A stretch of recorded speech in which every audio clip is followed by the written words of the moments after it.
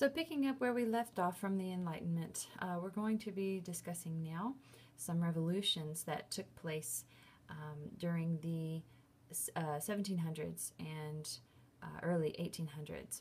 Particularly, we're going to talk about the American Revolution, the French Revolution, and the Haitian Revolution. I will probably give more detail about, I say probably, I will give more detail about the American and the Haitian Revolution than what you'll find in your textbook. So please pay attention closely. The ideological movement known as the American Enlightenment was a critical precursor to the American Revolution. So it's good for us to discuss that momentarily. Chief among the ideas of the American Enlightenment were the concepts of liberalism, republicanism, and fear of corruption. Collectively, the acceptance of these concepts by a growing number of American colonists began to foster an intellectual environment which would lead to a new sense of political and social identity. John Locke's ideas on liberty greatly influenced the political thinking behind the Revolution, especially through his indirect influence on English writers. He is often referred to as the philosopher of the American Revolution, and he is credited with leading Americans to the critical concepts of a social contract, if you remember that. A social contract, natural rights, and being born free and equal. Locke, in turn, was influenced by Protestant theology. He argued that as all humans were created equally free, governments needed the consent of the governed. Both of these concepts were central to the United States Declaration of Independence, which we'll talk about in just a little while. And in the Declaration of Independence, we see this idea that human equality, that life, liberty, and the pursuit of happiness come from a biblical belief in creation. So although we do have several, or a few, maybe not several, but a few founding fathers who were in fact deists, there is a basic understanding and acceptance of Christianity among them. So Enlightenment ideas, obviously playing a huge part in what's taking place in the English colonies. Regulations from the Crown are starting to cause some frustration in the colonies. So let's start off with talking about taxes, right? Because that's the one thing, when we talk about the American Revolution, most everybody can say, oh, well, the rallying cry, no taxation without representation. So let's talk about that. There's a couple of factors going into this. First, westward expansion was all but denied the colonists. Since colonists legally could not move beyond a certain point, they were forced to pay taxes that were meant for defense, right? Defense against hostilities with Native Americans, defense against other European powers that you might possibly come in contact with. However, colonists continued to move west, which ultimately furthered the tension between themselves and especially Native Americans. Property rights also caused trouble with Native Americans. Native peoples did not believe that you could own land, that one could own land. So when trading with colonists for goods, natives thought that they were coming out on top, but then the colonists started fencing off land, which really put a damper on friendly relations. Mercantilism, we didn't really discuss this earlier on, but mercantilism is the idea that the world's wealth is fixed. And if the world's wealth is fixed, then we need to make sure we get all that we can before somebody else does. Here's my handsome husband who's coming to bring me a biscuit. I'm loving it. He's loving the revolution. Thank you, hubby. So mercantilism. So it's the idea the world's wealth is fixed, and King George III, he says, we've gone through the French and Indian War at this point, what they refer to as the 7 Years' War, and the colonies are sort of reaping the benefit of being British citizens, and yet they're not really doing that much to help fund the government and whatnot. So the colonies need to pay up, right? The colonies need to pay up. George III is not remembered as a great intellect. He was a person who at times literally went insane. And so it's kind of understandable that the colonists are not necessarily overly respectful of their king. And when we bring in the ideas of the Enlightenment, some of these actions definitely start to make sense. So George III decided that the colonies had gone for far too long without paying very much in taxes for their defense and for their support. Therefore, it was time. You must start paying now. And so he started taxing even the smallest of items. So 1764, we have the Sugar Act passed by English Parliament, which was to offset the war debt from the 7 Years' War, to help pay for the expenses of running the colonies, and also to increase, it increases the duties on imported commodities. 1764, we see the Currency Act, which prohibited the issuing of any legal tender paper money, which ultimately threatens to destabilize the entire colonial economy of both the North and the South, thus uniting the colonists against it. 1765 is sort of a pivotal year, though, in a lot of what's happening. So, 1765, the Stamp Act imposed the first direct tax on American colonies, and that is something you should probably put a star next to.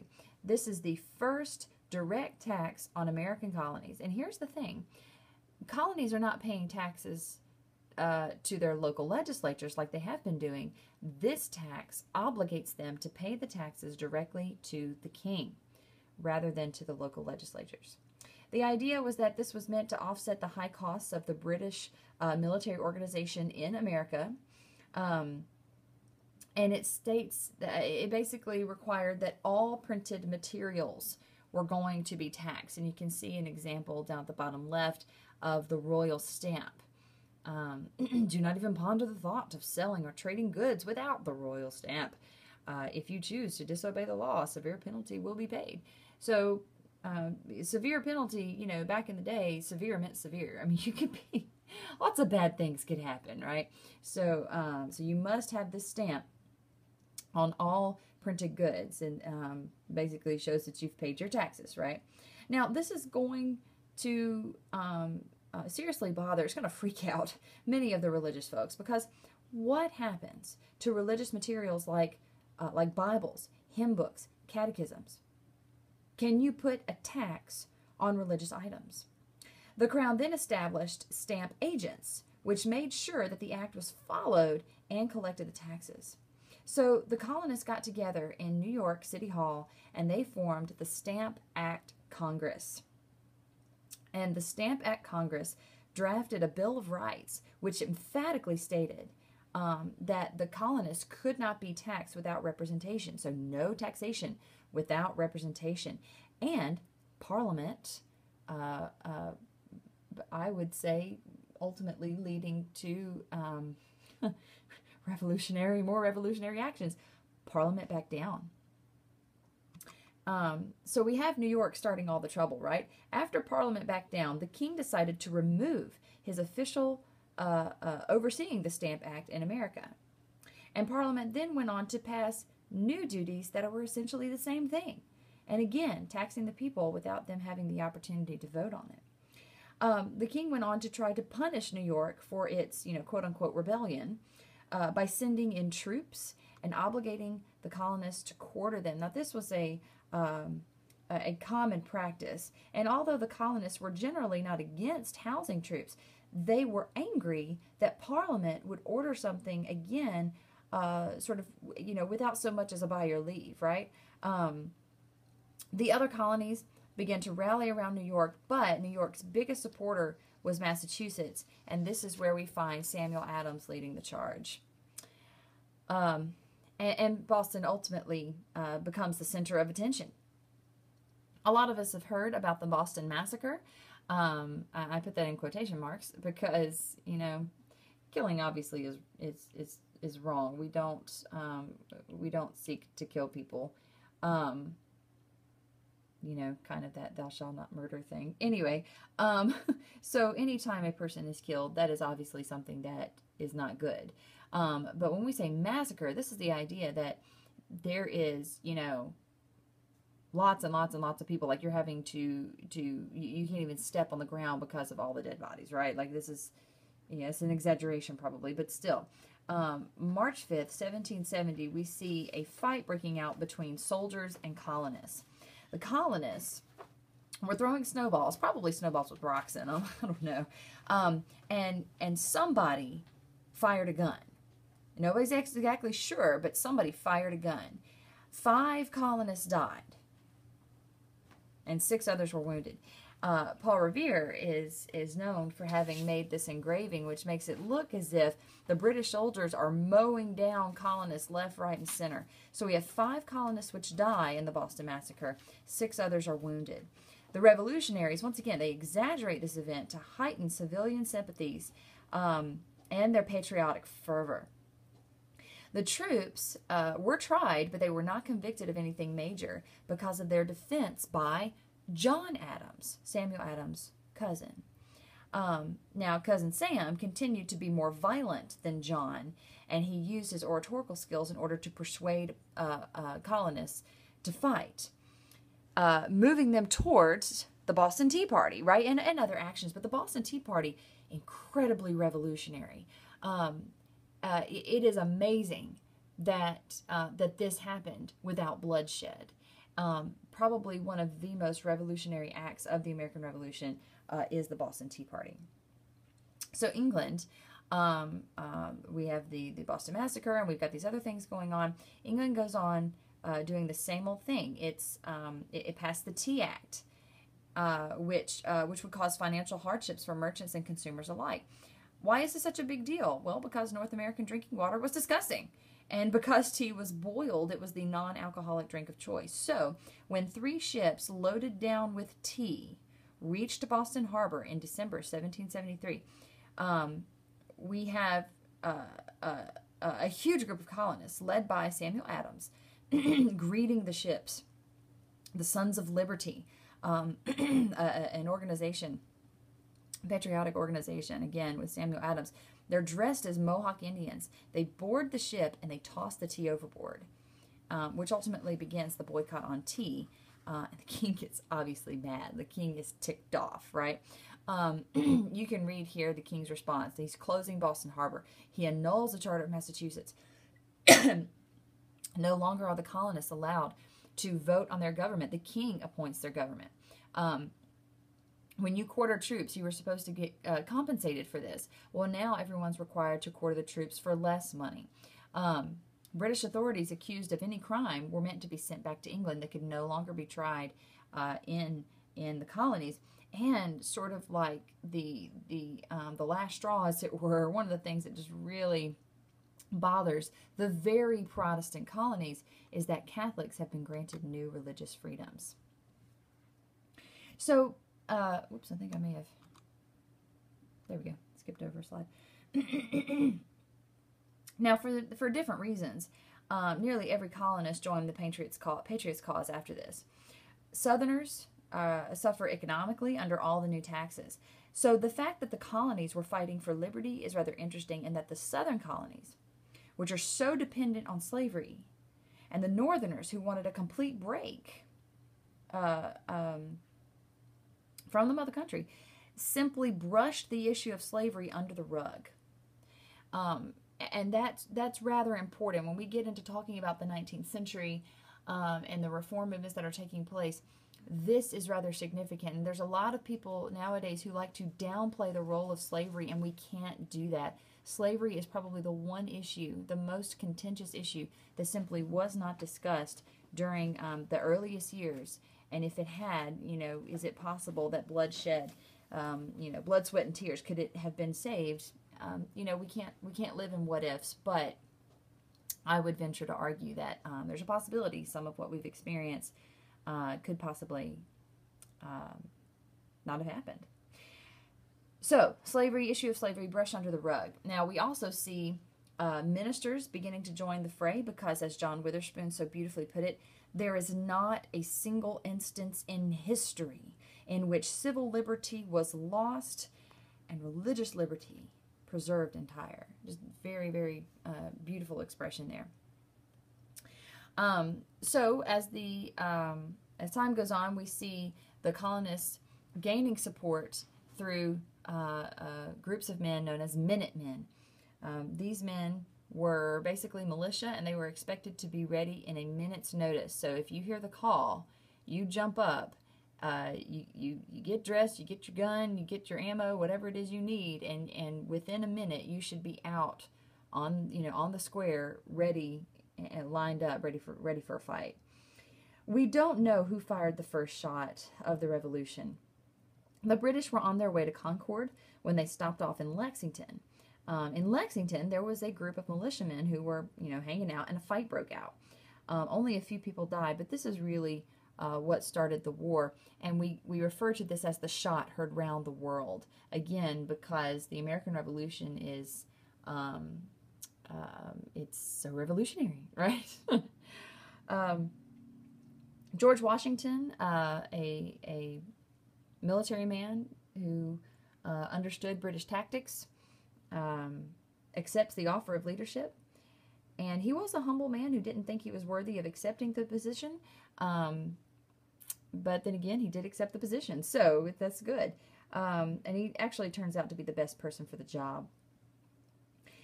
In June 1775, we have the first major action of the war.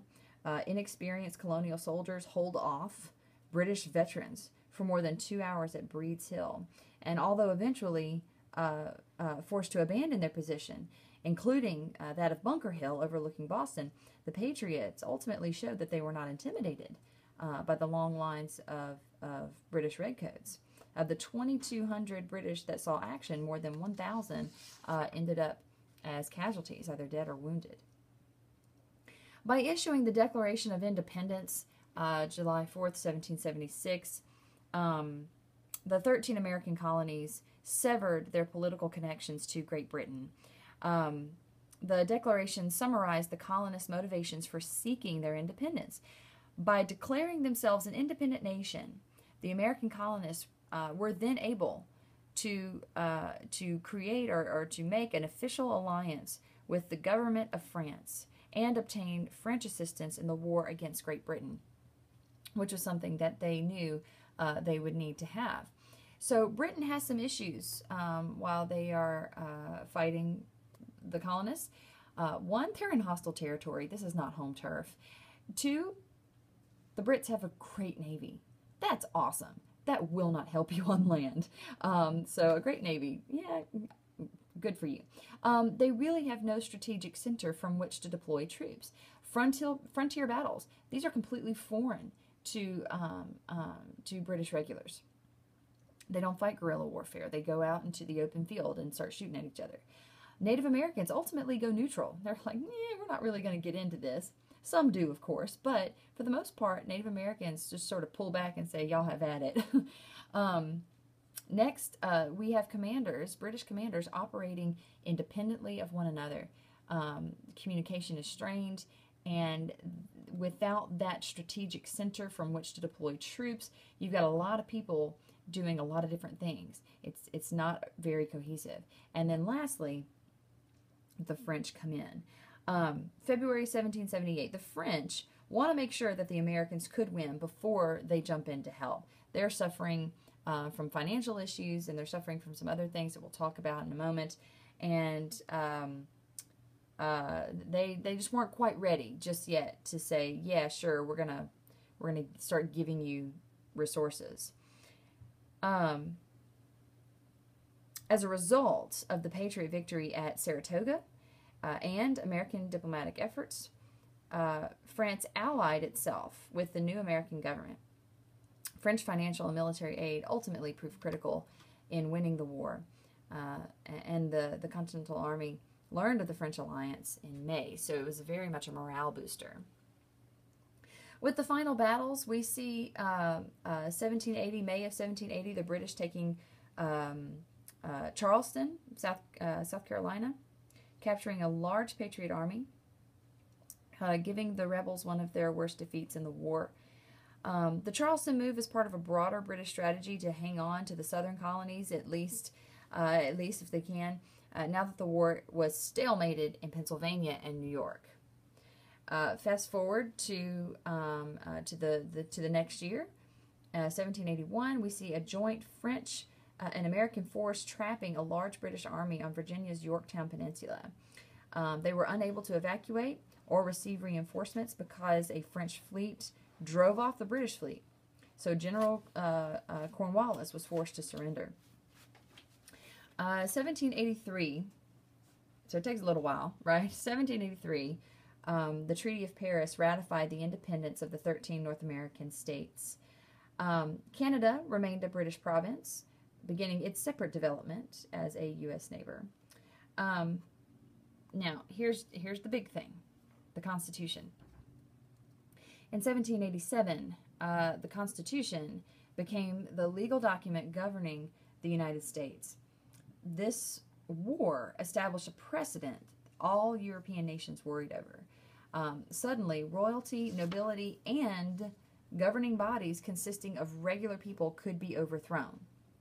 With the Constitution, we see the first time that the government has derived its power solely from the people, its popular sovereignty, and there is no divine right or tradition of royalty or aristocracy. None of that is there. A new nation was established, completely different from any other nation that anybody knew. Combining contemporary and ancient governmental forms, the United States became a democratic republic, and the people had power, along with a representative body of legislatures. So the ripple effects is really going to carry on for decades. I am an American historian. I do see the American Revolution as being incredibly significant, but you will find lots of European historians and those who wrote your textbook, they don't. So I spent a little bit more time. Hope you enjoyed it, and we'll pick up with our next lecture with the French Revolution.